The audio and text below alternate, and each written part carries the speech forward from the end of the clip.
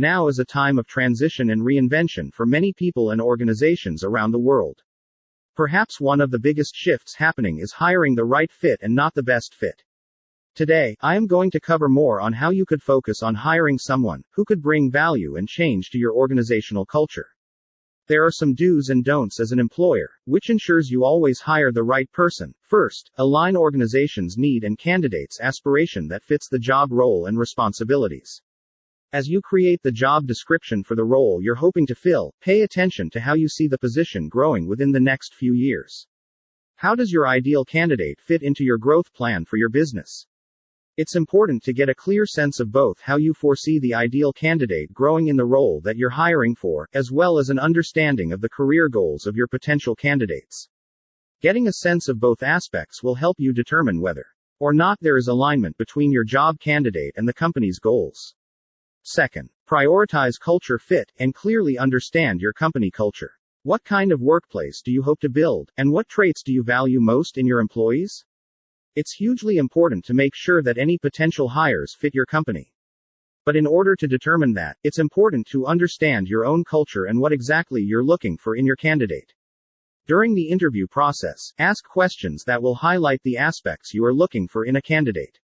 Although a candidate might appear great on paper, it's important to take a holistic approach to the hiring process and look for other qualifications, such as their values or interpersonal skills. Third, use the STAR technique for telephonic and in-person interviews. The STAR method stands for situation, task, action, results.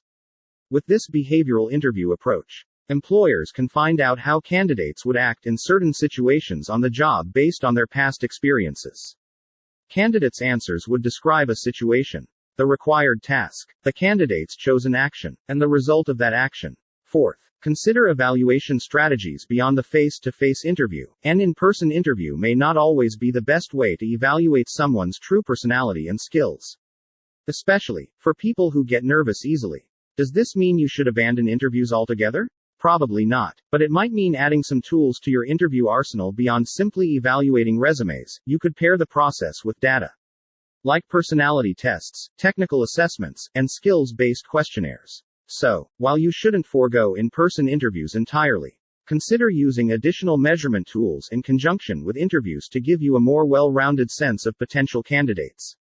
Fourth, don't focus too much on past experiences but future outlook. There is a strong urge to eliminate rehashing of information, and instead shifting the interview to focus on how they would solve problems that would occur as a part of the role you're hiring for and sussing out their potential.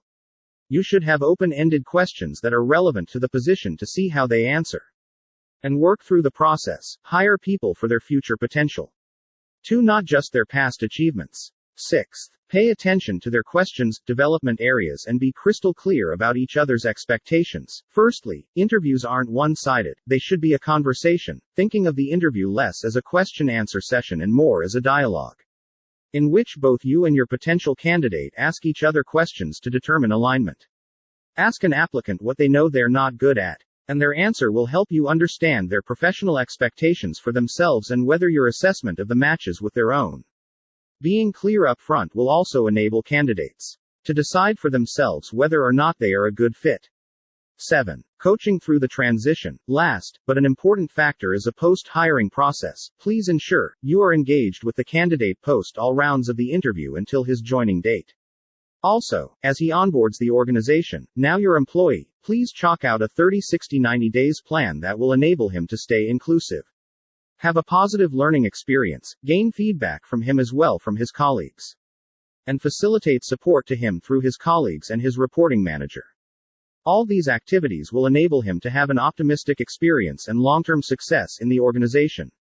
I hope this advice should help you with your hiring process across levels considering technical, leadership and management decisions.